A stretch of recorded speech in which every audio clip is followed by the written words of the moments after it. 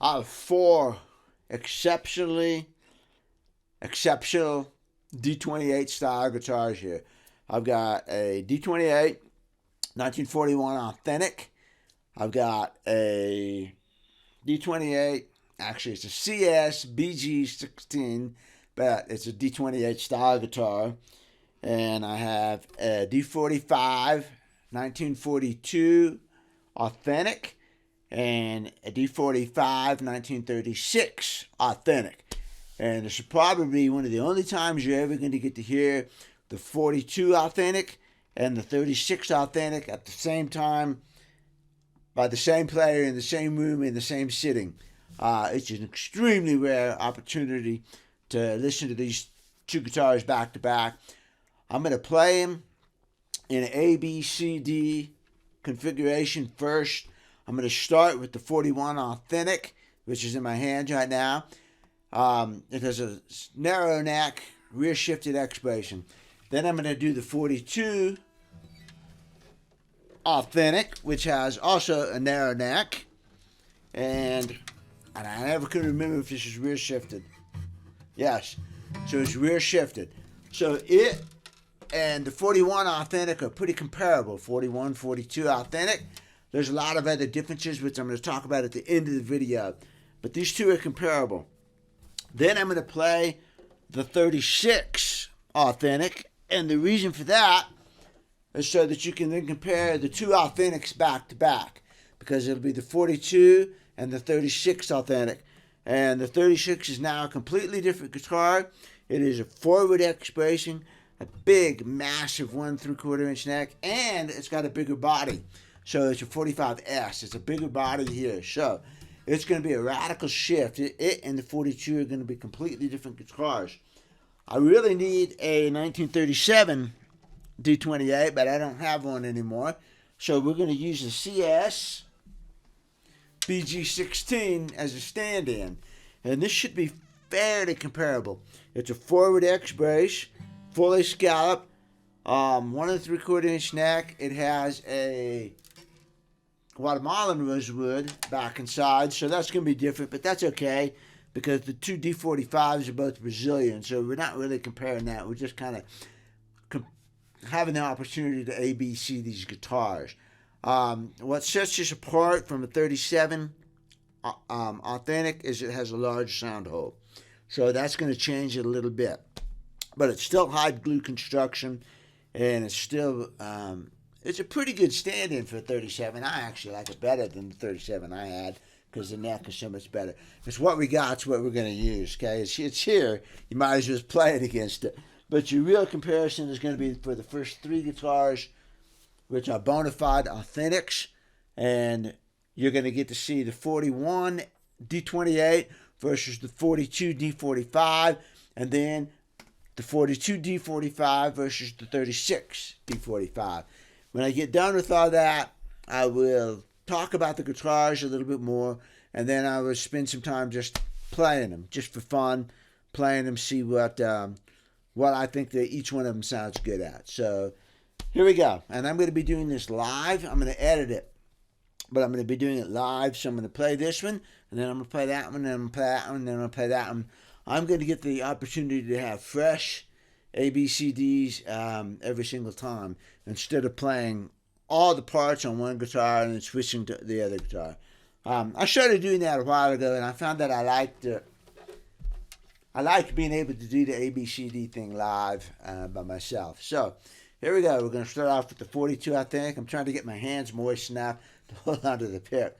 I need to get some rosin or something. Man, it's dry in the wintertime here, so that's what all this is about. Trying to get some moisture in my hands. Here we go.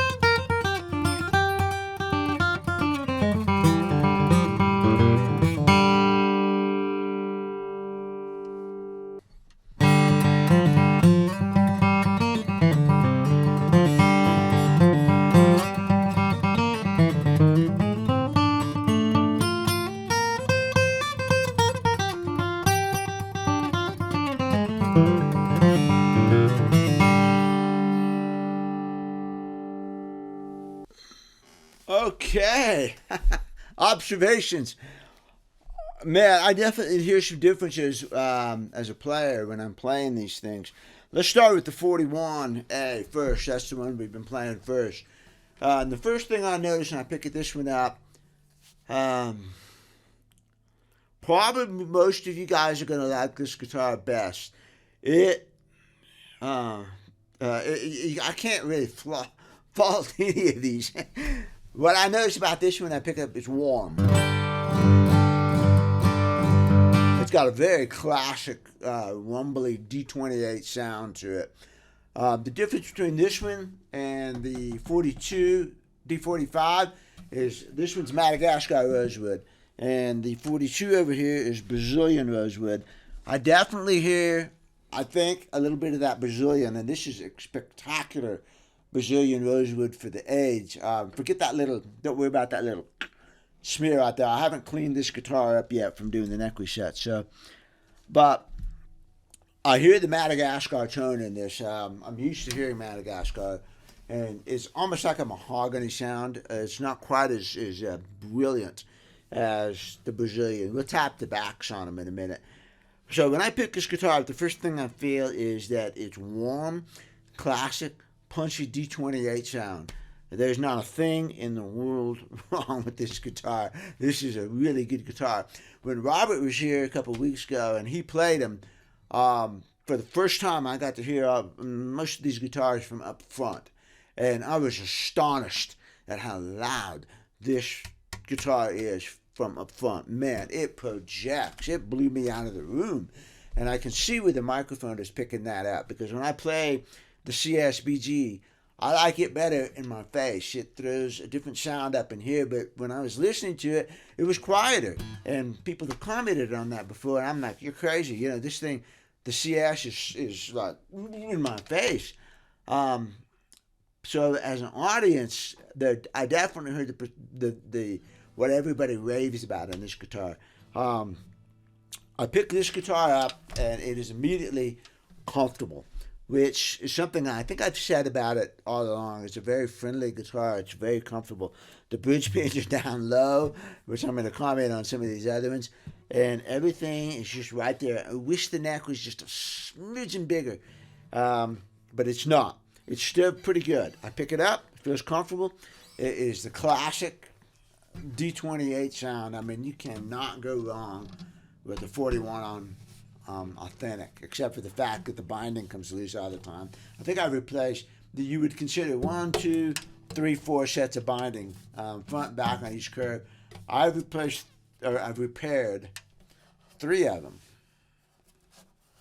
Yeah, I know I've repaired the front ones. So anyway, that 41, yeah, it's a great guitar. All right, I pick up this one. 42 D-28. The first thing I noticed, the neck is so good on this guitar. It's got that little bit of extra thickness. I bet it's only 10 thousandths, 20 thousandths of an inch more, but it is noticeable. It's like this is just the perfect 1/11/16 neck. It is awesome. And I love white binding. And I like looking at the white binding because it makes the dots just, to me, the white binding is just, that's the look, So I picked this guitar up, and it's like, yes, I am immediately comfortable with this guitar too. Sound-wise, the first thing I noticed is it definitely has a different tone from the 41 Authentic. It's brighter. I would almost call it nasally, just not in a derogatory way at all, but there's a clarity and a brightness and a little bit of something more going on here on the tone. Nasally is not the right word. Nasally is compressed, and it's not nasally. It's brighter. Yeah, it's the best word I can use for it, but not in a bad way at all. Not like a banjo is brighter. So first thing I hit that strum, and it's just wow. There's something going on in the tone there that's not in the 41A. As good as the 41A is, This one's not quite. I don't get that impression of warmth. There's something going on here, glassiness maybe, and it probably comes from the Brazilian. I mean, the Brazilian's got to be worth something, right? So the Brazilian's probably contributing to it, and I swear, people like, no, the bling doesn't have any effect. But I have played so many D-28s versus D-41, 42, and 45s, and every time I pick up a 40, I think, oh, it's got, I hear just a tiny bit of clarity, and I can only attribute it to the binding. And I've also played a couple of D-28s that Mike Longworth did that were conversions. And when you compare one of those conversions, which have a D-45 style binding, when you compare one of those conversions to a D-28 of the same vintage, man, I swear there's a little something in there, a little sparkle. And I hear that on this guitar. So this guitar is fabulous. If I walked out of here with one of them, it would probably be this one. Not just for the value of it and everything, but and the rarity of it, which does play into it. The rarity is interesting, and the D-45 thing is interesting. I like looking at the bling. It's cool. It's like, man, that is workmanship, as long as the binding stays on. And I spent hours getting the neck on this guitar, so I have a pretty good indication of what it takes to build one of these things. And so there is that in this guitar. There's the mystique of the D-45. But even as far as playing it goes, there is something in this sound. I will tell you this also, that I put the mag probe on this to measure the top. This guitar averages 96 thousandths of it mils. It averages 96 mils over 16 different measurements on the top, averages them 96. The 41 averages 120.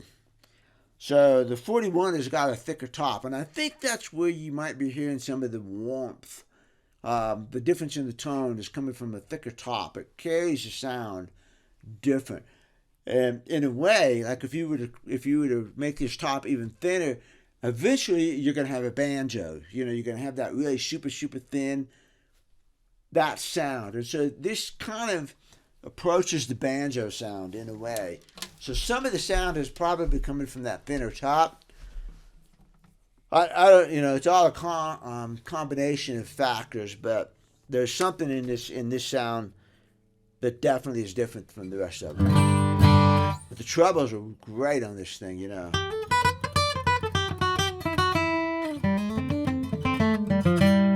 When I play it, I get a definite Tony Rice vibe out of it. And what I'm saying is, even though this is nothing near the antique, Tony's antique, there is a punch and a rhythm, whoop, whoop, that I get. So when I hear Tony play rhythm, there's a definite rhythm, boom, boom, boom, that he pulls out of that guitar. And even when he plays other guitars, you don't quite hear that. So when you listen to the Tone Poems album, which was the first one that Grisman and him did, he plays all those guitars, but when he gets to the antique, there's something there. There's a boom, boom, boom. There's a whoomp behind those notes that none of the other guitars had. Not that they didn't sound good, but none of the other guitars had that. I picked it out immediately. When I first got the Tone Poems thing, I did not look at the pictures. I didn't look at anything. I put the thing on and I listened to it. And I immediately picked out his antique. I said, no, that's the antique. There's no question. I bet. And then I looked at the thing and, yeah, it's the antique. And I was pretty good at picking out at least Gibsons and Martins and things like that. So I was pretty good at picking out those things. So I knew they wouldn't have too many duplications. In other words, there's not going to be 5 D-28s on there, And then I had a list of the guitars that I did like the best, and I went down the list and I picked and one of them was the 50s D-28 that was on there. I like that 50s, which is not surprising because my favorite Tony Rice tone was on the guitar album, the Rounder 44 and the California Autumn, where he played that 46 D-28, which I've had a 46 in here. And so having an early 50s, yeah, I can see that, Anyway, I hear that sort of woofiness out of this, especially when I'm playing rhythm. And I commented on it the other day when I was doing the rebuild, the re-neck. I said, when I play that G7 chord, when I do this thing,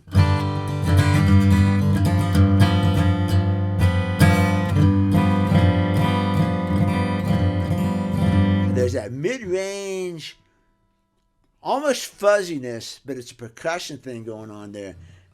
Boy.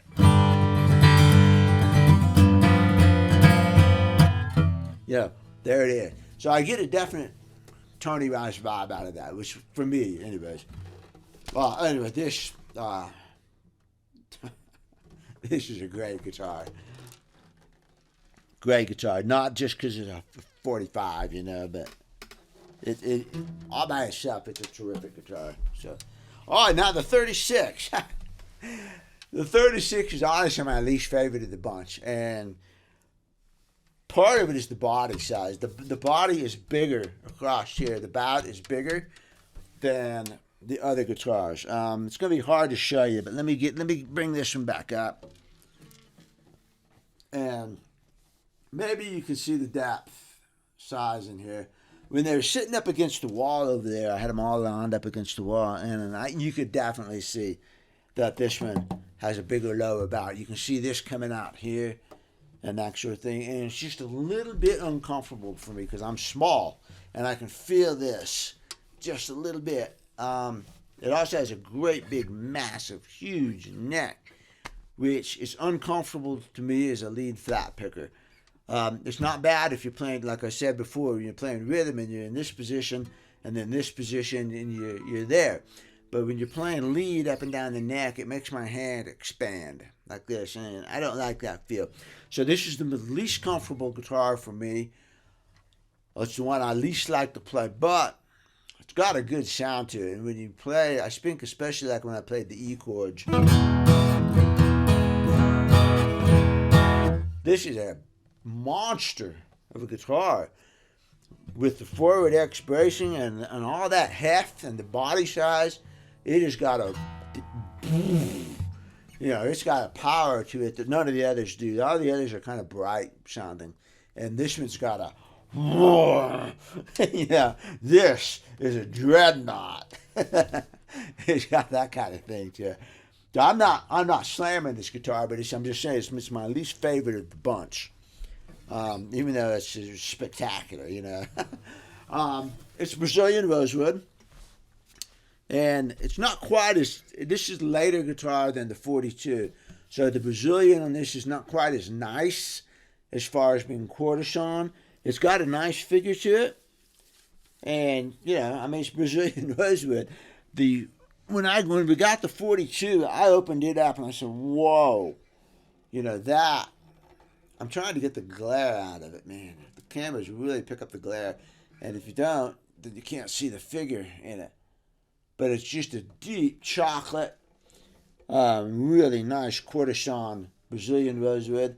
Over here on the sides, the 42 has got the that really cool black stripe right down here.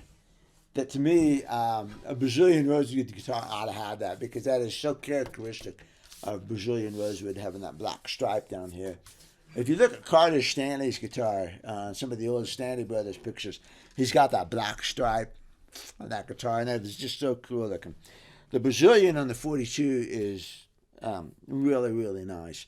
I have seen better in the actual pre-wars, but I was impressed when I opened it. I said, gosh, they got the last pieces of really good Brazilian for that guitar. Whereas this guitar looks almost more like an Indian rosewood here. It doesn't have a spectacularly Brazilian figure to it. And the back and sides are, it's got some slab going on here.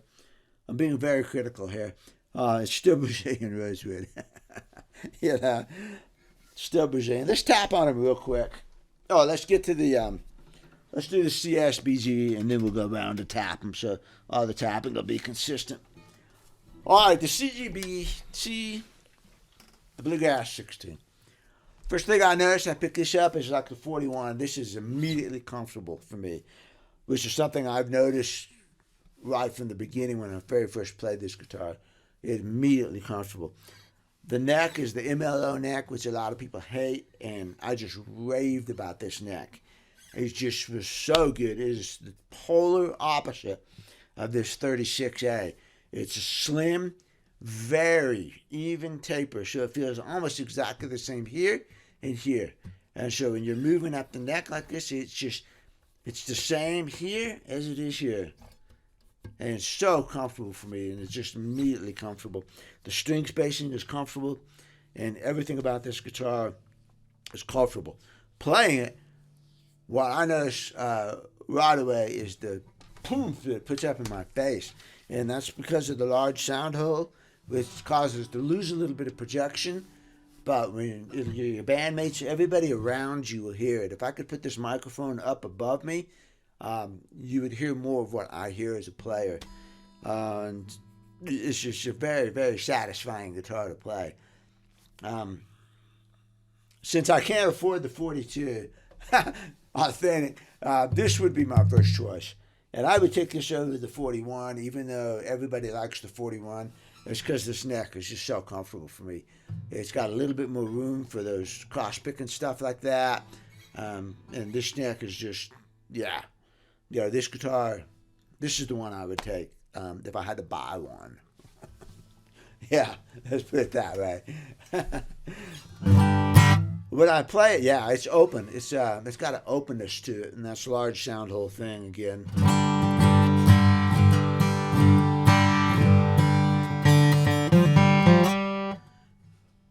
That's a great guitar.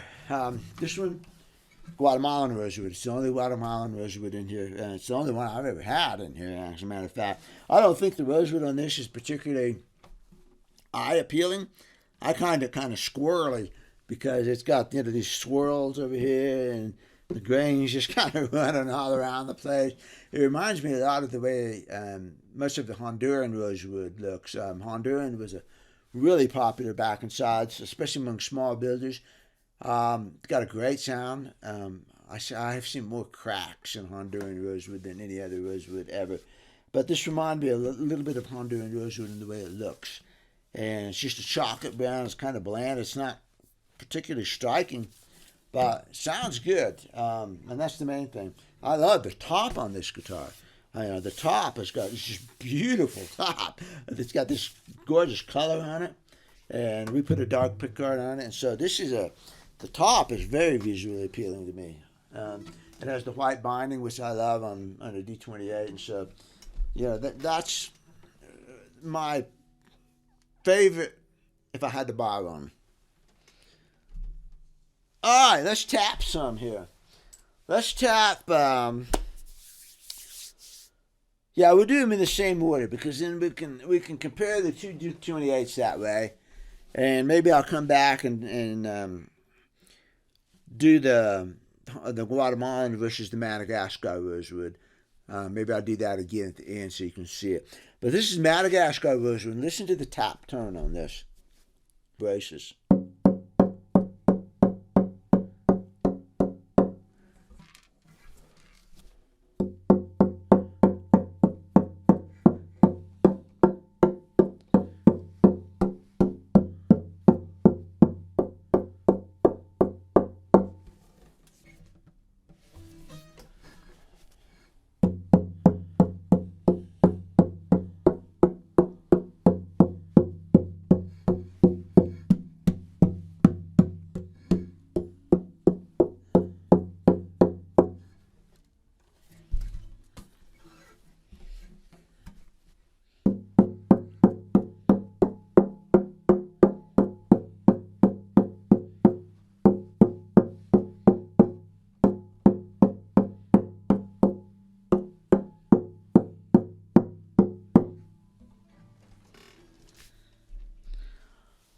Definite differences in there. I heard, you tell me what you heard. I heard the 42 being the brightest of the bunch,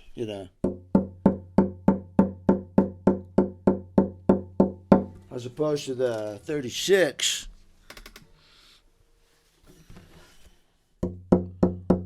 Wow, man, that's just a totally different tone in that same area. This is boom, so much deeper. And I'm trying to get it into the waist area so that we reduce the effects of the back, because this is a bigger back. I mean, a bigger bout and everything. But you can hear a difference in that tap. It's deeper.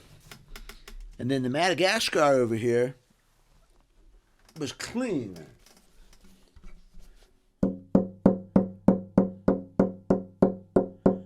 compared to the Guatemalan.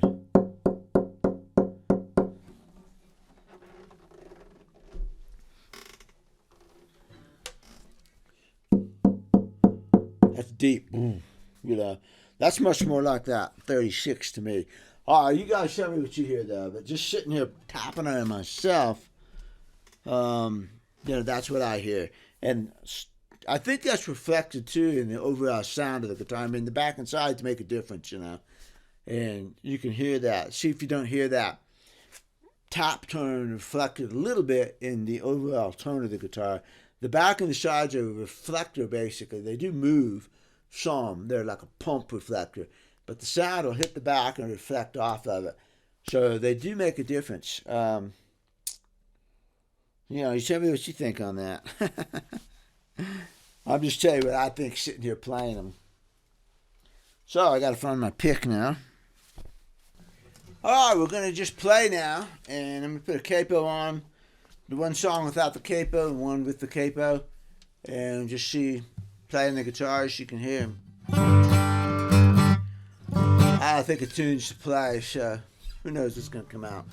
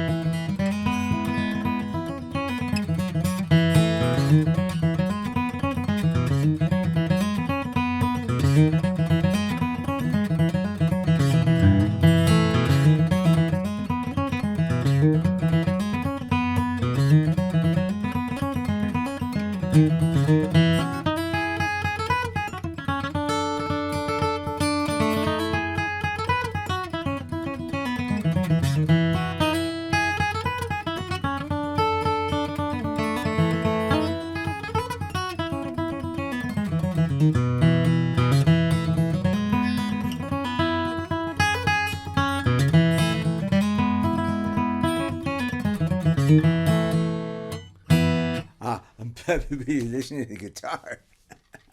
Wow, it's just really good. It's a different sound.